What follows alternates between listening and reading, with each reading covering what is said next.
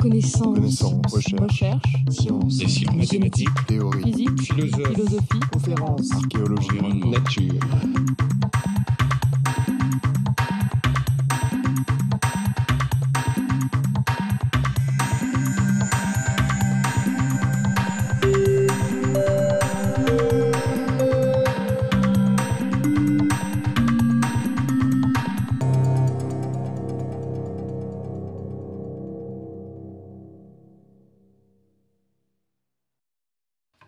Bon, merci beaucoup. J'aurais préféré parler français. La langue de la conférence étant l'anglais, je vais m'adresser à vous en anglais où je me sens beaucoup plus à l'aise qu'avec le français. Je vais essayer de vous présenter 2 ou 3 éléments intégrés dans l'ensemble des pensées et des réflexions de la journée. Et ce dont je vais vous parler plus particulièrement concerne le choix entre l'action d'aller pour des réductions maintenant ou de se lancer plus dans la recherche sur les nouvelles technologies qui vont nous permettre d'avoir des systèmes de réduction qui seront moins chers à l'avenir. Je ne vais pas m'attarder sur la question des incertitudes qui ont déjà été évoquées, mais je pense qu'il y a un élément politique assez intéressant en la matière. Il semble qu'en Europe, que le débat soit beaucoup plus axé sur la réduction des émissions maintenant, alors qu'aux États-Unis, on s'intéresse beaucoup plus à la recherche pour réduire les problèmes dans un avenir non encore défini. Je m'intéresse à l'arbitrage entre ces 2 éléments, mais j'aimerais savoir aussi comment l'incertitude va influencer nos choix et nos décisions. Donc, on en revient aux incertitudes dont Marty vous a parlé tout à l'heure, ce qui conduit à des incertitudes sur nos cibles, sur nos objectifs.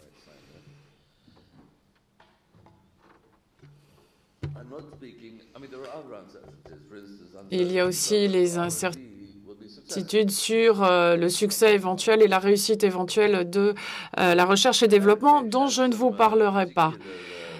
Le changement climatique a des caractéristiques, que c'est à long terme, qu'il y a une accumulation et c'est également un phénomène mondial.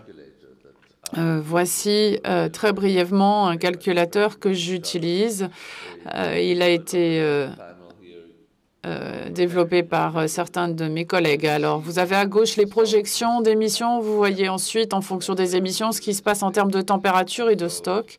C'est une façon très intéressante de visualiser la situation. On peut le faire fonctionner en temps réel.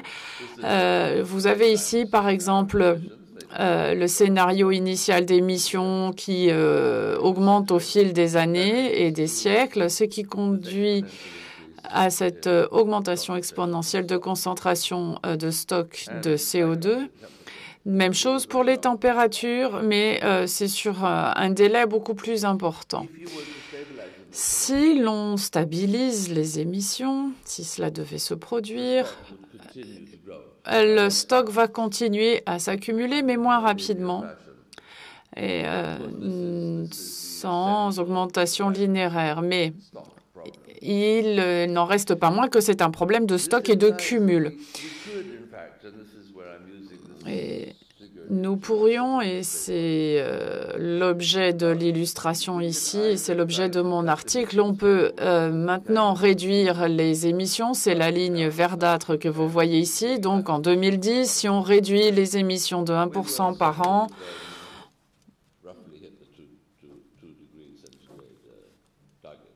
on peut atteindre l'objectif de 2 degrés, à supposer qu'il soit de 2 degrés. Si on ne le fait pas et que les ressources financières, alors évidemment, c'est un peu difficile à imaginer, mais si on considère que l'argent qui va aller maintenant en réduction serait plutôt porté sur la recherche, sur l'énergie solaire, etc., et que l'on investit que plus tard, on pourra alors réduire à moindre prix et plus rapidement, plus tard, les émissions. Et là, c'est la courbe noire que vous voyez ici, toujours avec ces 2 degrés Celsius. Maintenant, je vais faire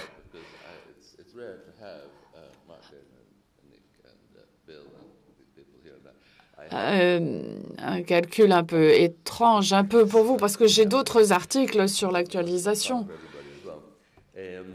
dont je pourrais vous parler. J'ai fait des travaux sur, comme les 2 orateurs précédents, je pense qu'à très long terme et les incertitudes très fortes et les autres caractéristiques du changement climatique nous obligent à réfléchir différemment à ce taux, à cette actualisation. Et comme on l'a dit, comme Nicolas l'a dit, on ne peut pas considérer que la croissance est acquise et qu'il y aura un pourcentage de pertes uniquement. Il faut réfléchir à d'autres points. Avec Hall et Pearson, on se dit qu'il y aurait des variations dans les secteurs parce qu'il semble que si il peut y avoir des variations dans le domaine de la télécommunication et de l'informatique. Il ne va pas de croissance dans les écosystèmes, dans d'autres domaines qui vont disparaître. La meilleure chose qui pourrait se passer pour l'environnement, c'est qu'il n'y ait pas de dégradation ni de déclin. Donc, si nous partons de cette hypothèse et que l'environnement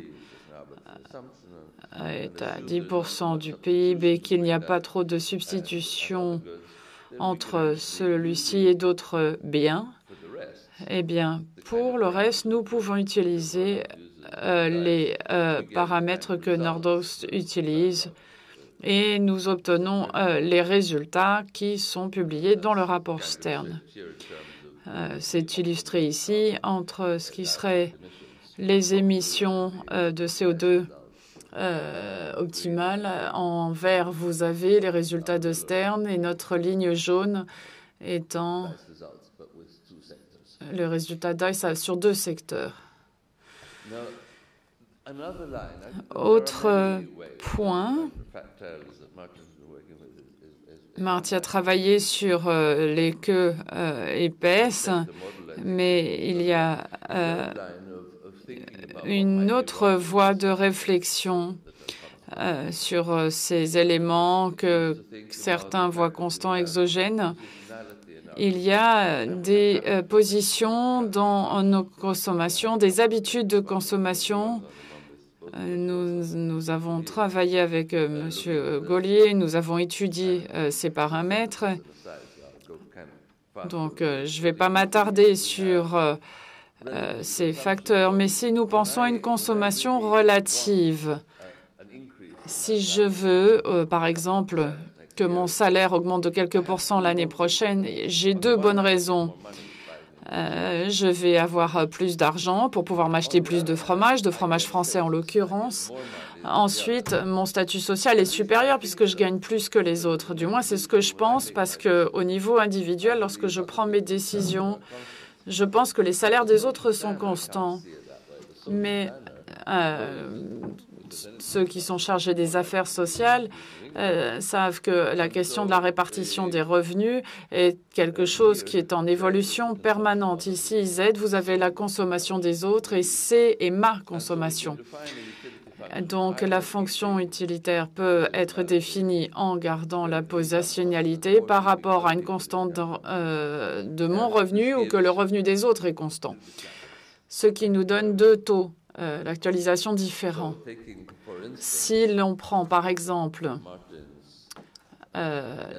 les idées, les points de Martins, vous voyez qu'il y a une différence. En fait, vous avez 2 pour le taux de croissance, 2 pour la version du risque relatif. Et si vous avez ces 6%, nous montrons que dans cet article que, en fonction des positionnalités, vous avez une différence de pourcentage vers le bas de taux d'actualisation socialement optimum. Il semble que la positionnalité arrive à 50-50. C'est un 50% de notre intérêt à avoir plus d'argent est lié à la positionnalité, 50% est lié à des aspects physiques. Ceci signifie que ces taux d'actualisation devraient être réduits de quelques pourcents. Maintenant, je voudrais revenir à l'objet initial du débat de mon exposé. Il s'agit de choisir entre réduction maintenant, améliorer l'isolation par exemple du bâtiment, cesser de gaspiller de l'énergie avec par exemple des climatiseurs, des voitures énergivores, ou se lancer plus dans la recherche et le développement pour réduire le coût des réductions à l'avenir. Maintenant, ce choix repose aussi sur l'incertitude. Vous avez un modèle à 2 périodes avec des coûts différents pour différentes technologies. Dans l'article, vous trouverez l'ensemble de l'éventail de ces technologies, ce qui complique encore un peu plus les choses. Et ces coûts augmentent. En réduction, le coût marginal est affecté et avec une diminution en R&D et dans la première période, les bénéfices sont incertains, mais dans la deuxième période, on connaît un peu plus l'impact du changement climatique. On voit un peu plus ce qui se passe. Maintenant, si on a fait des réductions maintenant et que dans la deuxième période, le changement climatique est plus grave, eh bien, on peut très bien intervenir et ça pose moins de problèmes. Mais on a aussi un intérêt à avoir une R&D qui investit dans une réduction postérieure qui elle-même va nous coûter moins cher. Donc voici le coût marginal de réduction. Maintenant, la question du coup, c'est le triangle qui est ici. Si vous avez 2 technologies, bien entendu, on s'intéresse à un éventail beaucoup plus général, mais pour ce graphique, nous allons utiliser 2 technologies, le coût marginal et le coût du coût, avec le coût de ce que l'on appelle les technologies de soutien ou d'appoint. Mais ce soutien peut être limité pour une raison ou une autre. Et les coûts marginaux recommencent à augmenter. Et cette fonction est importante. Et je vais y revenir dans quelques instants. Ici, sur ce diagramme, comment démontrons-nous les effets des réductions dans la première période? Si, comme la flèche verte le montre ici, et que l'on a des réductions dans la première période, cela déplace et réduit le coût d'atteinte d'un certain objectif. Donc, au lieu de ce triangle ici, le triangle va se déplacer un petit peu plus vers la droite pour atteindre notre objectif. Donc, il y a un avantage à le faire. Les coûts de R&D, au lieu, vont pivoter, si vous voulez. Ils vont faire pivoter notre courbe de coûts marginaux. Donc, il est possible de comparer les avantages de la réduction immédiate et de la R&D. Et vous avez ici cette zone verdâtre et les économies à mener des réductions aujourd'hui pour l'avenir. Ces périodes sont probablement longues. C'est peut-être maintenant pour la première période et 2040 pour la seconde période. Et les avantages à mener des travaux de R&D maintenant apparaissent ici dans la zone qui est en noir, dans le triangle qui est en noir sur ce graphique. L'intérêt de cet article, qui est relativement technique, je le reconnais, c'est qu'il est encore plus complexe, c'est de voir comment ces arbitrages vont varier en fonction de la certitude. L'incertitude étant ici que l'objectif, qui est la ligne noire épaisse ici, peut être à ce point ou à cet autre point. Ce qui nous intéresse, c'est la largeur de cette fourchette, de cette plage d'incertitude. Et ici, vous avez les bénéfices qui ne sont pas très élevés. Et s'il y a une variation supplémentaire de ce surplus, elle apparaît ici en jaune, elle est proportionnelle à ce qui est en vert. Avec la R&D, ce n'est pas proportionnel, c'est comme un évasement de votre triangle. Cela signifie que plus l'incertitude est grande, plus la R&D, dans une certaine mesure, nous apporter plus d'avantages, plus de résultats fructueux. Plus l'incertitude est importante, plus on risque de se trouver dans un scénario à prix élevé, dont le prix à payer sera élevé, si bien que les avantages basculent plutôt du côté de la R&D. Maintenant, il faut savoir si ces avantages qui basculent en faveur de la R&D supposent des soutiens ou cela dépend en fait de la courbe de la fonction des coûts marginaux. Si par exemple vous avez une technologie de soutien, eh bien les avantages que l'on pourrait tirer des réductions sont relativement limités ici. Si on doit atteindre un objectif ambitieux et qu'on a une technologie d'appoint, de soutien, on va y recourir. Donc l'avantage à réduire maintenant ne sont pas aussi importants, ne sont pas aussi sensibles aux incertitudes. Cela s'applique également aux avantages qu'il y aurait à recourir à la R&D dans les technologies conventionnelles qui s'appellent ici MC1 et MC2. Ceci dit, il y a un avantage dans ce scénario à s'orienter dans une R&D plus intense dans le domaine des technologies de soutien ou d'appoint. Donc, la nature de la R&D devra évoluer.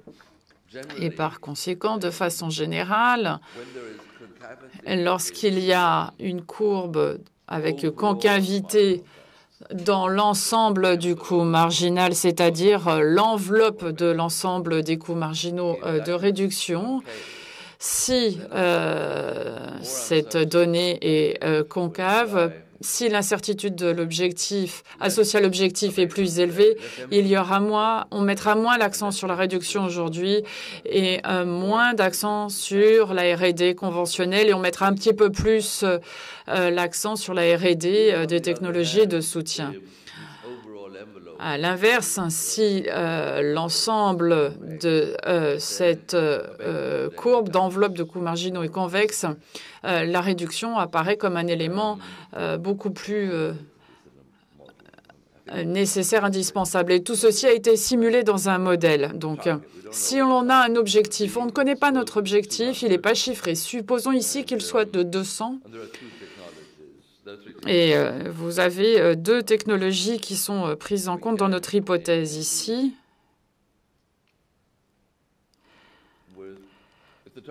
Si l'objectif est donc de 200, il me reste combien de temps? 5 minutes. D'accord, très bien. Donc l'objectif est de 200.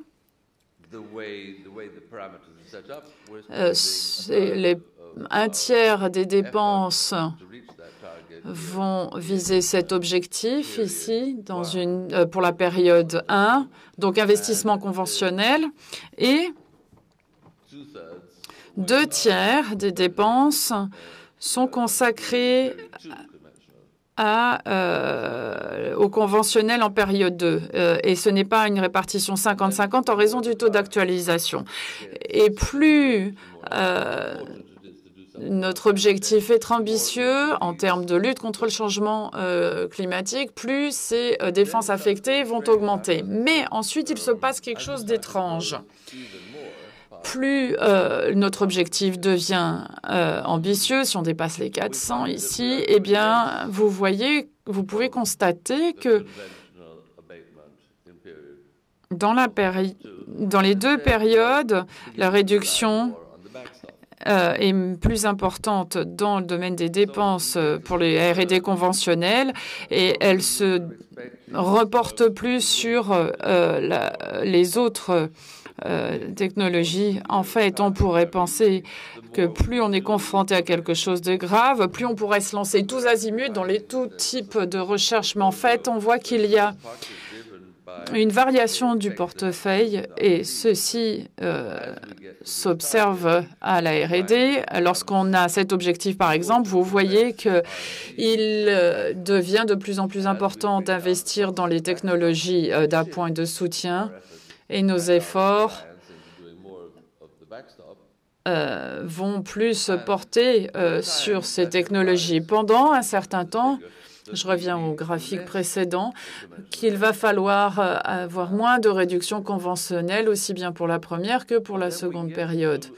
Mais ensuite, on atteint un point où on se dit que la technologie, le soutien atteint une limite. On atteint un plafond, si vous voulez. Et on observe souvent cela dans les modèles. Il y a un effet plafond. Si ce plafond est observé, il y a ensuite... Alors, donc ici, vous avez une concavité puis une convexité. Et ensuite, on a utilisé tout le soutien à ce niveau. Et on revient plus aux technologies conventionnelles.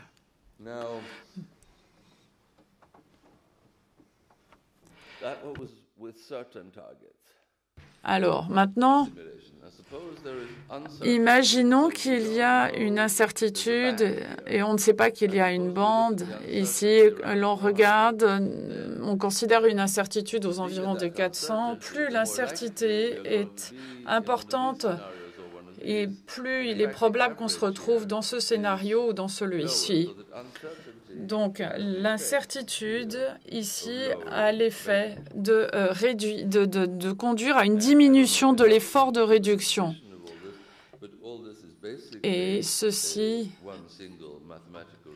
n'est qu'un résultat mathématique unique selon lequel la valeur fonctionnelle d'un paramètre concave d'une moyenne est inférieure à la valeur du paramètre moyen. Ceci soulève une question qui m'a été posée par des amis et que je vous pose aussi. À quoi ressemblent ces coûts marginaux? Parce que selon qu'ils seront convexes ou concaves, c'est ce qui va déterminer nos efforts, soit de réduction immédiate, soit de R&D immédiate. Plus ils sont convexes, plus il faut s'orienter vers les réductions, et plus ils sont concaves, plus on pourra se limiter à la R&D et être confiant qu'au bout du compte, on pourra utiliser les technologies d'appoint et de soutien. Nous avons étudié un certain nombre de modèles. Il y a des preuves assez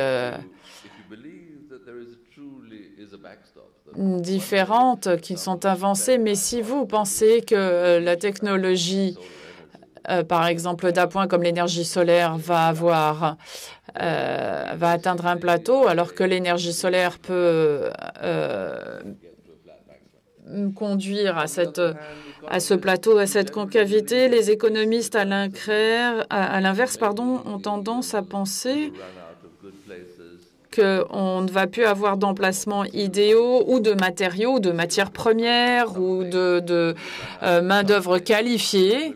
Donc, il va y avoir une pénurie dans l'un de ces trois facteurs, si bien qu'à un moment donné, il faudra installer et qu'il faudra installer beaucoup de panneaux solaires. On revient à la notion de convexité parce qu'on aura une pénurie soit de matériaux, soit d'emplacements, soit de main-d'œuvre. Maintenant, je ne sais pas est-ce que l'enveloppe générale avec beaucoup de technologies impliquées, pas uniquement deux, sur une période prolongée va jouer, ou si c'est l'autre facteur qui va jouer. Donc, est-ce que l'enveloppe de ces technologies aura un ensemble de coûts marginaux convexes ou concaves? Voilà pour ma conclusion. Merci. Okay, so this was an Eh bien, c'était là une présentation très intéressante, non seulement sur papier, sur l'article dont je vais débattre, mais également les récents travaux des auteurs. Et l'article est encore en cours d'évolution, notamment au niveau des recherches qui permettent de voir ce qui va se passer avec ce modèle. Ce que je vais faire maintenant, c'est essayer de tirer les enseignements de cet article tels que je les comprends et qui sont importants. Puis, j'aimerais revenir sur certains points précis. Très bien. Donc, l'idée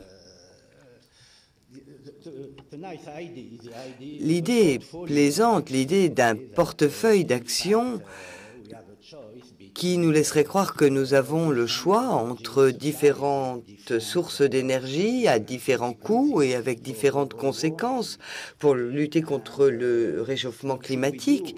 Et que devons-nous faire si nous voulons optimiser les surplus et si nous voulons optimiser le surplus des politiques de réduction?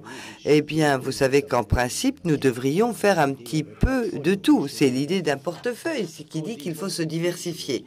Mais maintenant, la vraie question, c'est combien devons-nous faire, à quel niveau devons-nous agir et avec quoi resterons-nous, parce qu'il est très difficile d'évaluer le rôle de l'incertitude, notamment. Et quels sont les compromis que nous devrons faire? L'un nous faisons depuis longtemps et dont on a parlé dans la première présentation, à savoir le compromis entre des réductions maintenant ou pousser la recherche et le développement pour obtenir de meilleurs résultats plus tard. Et cet article insiste sur les différences entre ces compromis et il semble que nous ayons plusieurs sources d'énergie, plusieurs technologies et que nous devrions toutes les utiliser. Donc ça, c'est le deuxième niveau de décision lorsqu'on a un portefeuille comme cela. Lorsque j'ai essayé de comprendre de manière intuitive ce qui a été fait, il a fallu que je revienne à des graphiques très simples qui sont présentés par les auteurs, mais nous ne sommes pas avec l'article sous les yeux. Néanmoins, ces graphiques sont très utiles parce qu'ils traitent un modèle relativement complexe, enfin un modèle à la fois simple et compliqué. Il est simple parce que il s'agit que d'un modèle sur 2 périodes, donc vous n'avez pas toutes ces dynamiques et distinctions entre court terme et long terme, donc c'est simple. Mais comme nous le savons et comme nous nous y attendons, c'est très compliqué parce que dès que nous commençons à prendre sérieusement en compte l'incertitude, nous savons qu'il est très difficile d'obtenir un résultat précis. Donc nous avons là un cadre très pratique pour bien comprendre cela. Et nous avons vu les simulations avec ces modélisations dont nous en avons parlé. Je ne vais pas insister, mais vous avez le prix ici sur l'axe vertical avec le prix optimisé, tenant compte la taxe carbone, etc. Et nous avons la première technologie, la technologie que nous connaissons, avec un coût marginal linéaire. Puis vous avez ces technologies d'appoint et vous avez la demande qui est la courbe descendante qui est un bénéfice marginal. Et si elle était basse, eh bien nous n'utiliserions pas ces technologies d'appoint qui sont chères. Mais lorsque la demande augmente, nous devons le faire. Puis il y a une limite à l'utilisation de ces technologies d'appoint et nous allons peut-être être obligés de nous retourner vers l'ancienne technologie. C'est l'exemple de l'article. Et le problème, c'est que le bénéfice marginal est incertain, donc nous ne savons pas réellement ce que nous devrions faire. Et l'objet de cet article est d'évaluer l'effet de l'incertitude dans l'ensemble sur les compromis que nous devrons faire dans nos décisions. Donc, il y a des résultats, et au moins, oui, il y a des résultats on voit qu'il y a un lien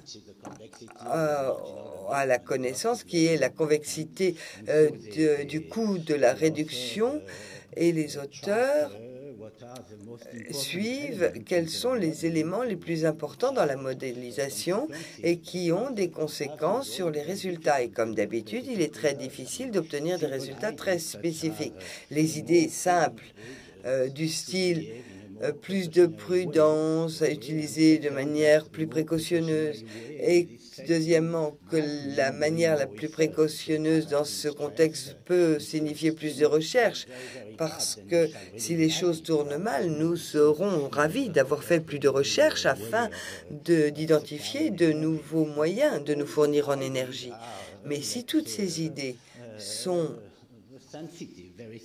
très sensible aux hypothèses, et le problème est qu'il est très difficile de savoir exactement où nous en sommes. Donc je pense que cet article propose un cadre tout à fait intéressant parce qu'il est à la fois simple. En revanche, les conclusions restent un petit peu incertaines et il est difficile de savoir exactement ce que nous pouvons obtenir de ce modèle. Très bien. Je ne vais pas rentrer trop dans le modèle ou dans la modélisation.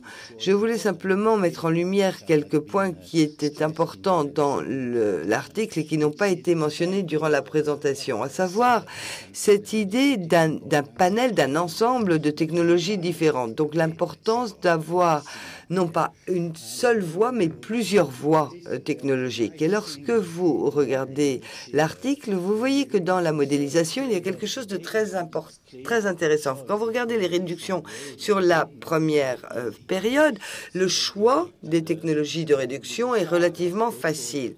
Mais c'est lorsque l'on décide d'une réduction totale dans la première période, on sait exactement comment on va la distribuer sur les différentes technologies.